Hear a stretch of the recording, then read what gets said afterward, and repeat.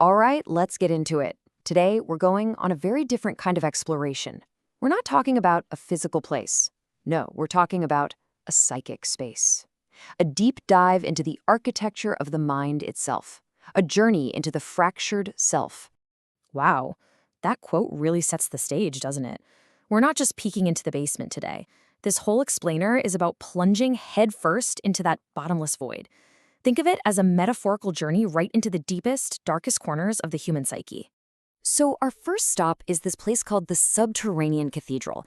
And again, this isn't a building you can visit. It's a concept, a space, that represents the deepest parts of our own minds. And it's here that the familiar becomes unhomely, where everything you thought you knew about yourself starts to feel terrifyingly strange.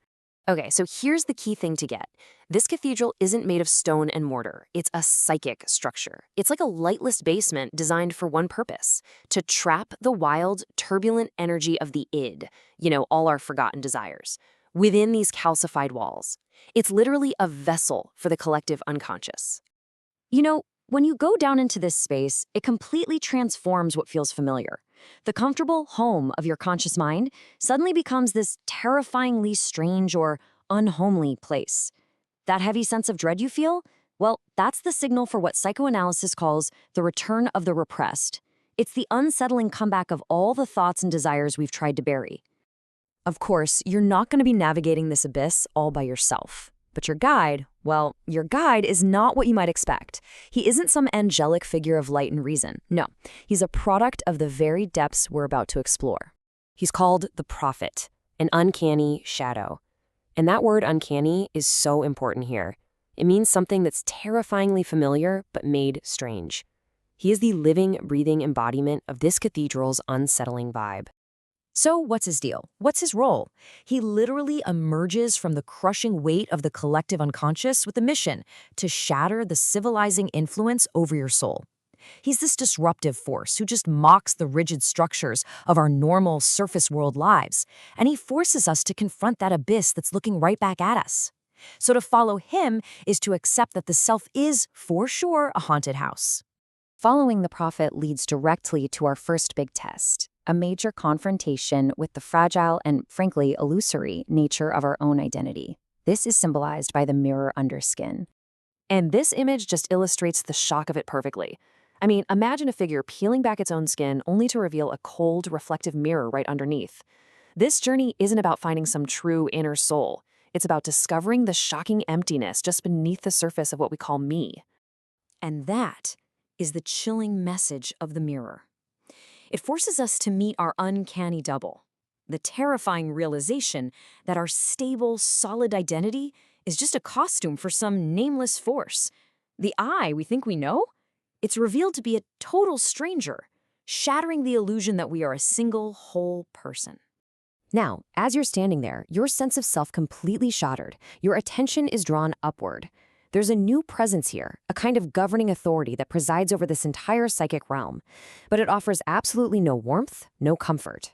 This is the hollow sun. It's described as the dead father carved in negative relief, a symbol of absolute, uncaring authority. This is the uncanny law. Its cold, dark light strips away all of our familiar attachments, exposing the fundamentally unhomely nature of our existence. It's like a psychic scalpel, just peeling back the ego. The prophet's interpretation of this sun is profound. He sees it as the death drive, or thanatos, made manifest. It represents that deep psychic pull inside all of us, a pull toward inorganic stillness. It's a reminder that life is just a brief, chaotic interruption of an eternal subterranean silence. So, how in the world do you navigate a place that's governed by a dark sun? You need a map, and you need a key. But in this world, they function in ways that completely defies surface world logic. They don't lead you to safety. Just look at the severed key. It doesn't turn in a normal lock. It turns in a lock made of predatory teeth, representing that deep anxiety you feel when logic completely fails.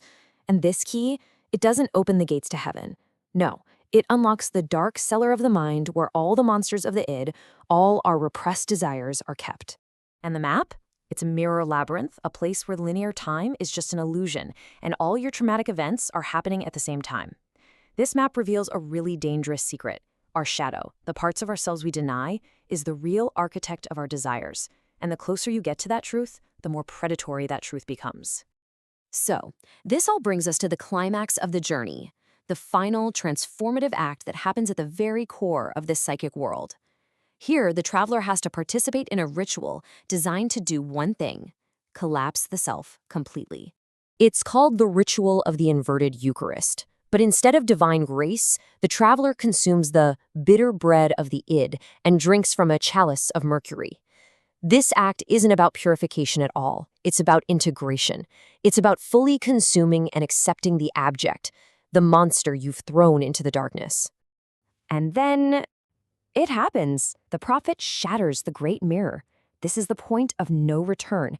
It symbolizes the final permanent collapse of the ego ideal, that perfect aspirational version of yourself you've always been trying to be. It's gone, forever.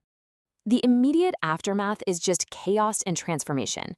As the shards of the mirror fall, raw, untamed energy from the id floods the chamber. The boundary separating your internal self from the external world, it just dissolves completely. This quote just perfectly captures the new reality for the traveler. The unconscious now permanently leaks into your daily life. This journey has fundamentally rewired you. You finally understand with absolute clarity that you are not, and you never were, the master of your own mind. And that leaves us with one final, pretty unsettling question to think about. After a journey like this, you really have to wonder, is the greatest illusion of all, maybe the only real sin, clinging to the belief that we are ever truly, singularly, alone in our own heads?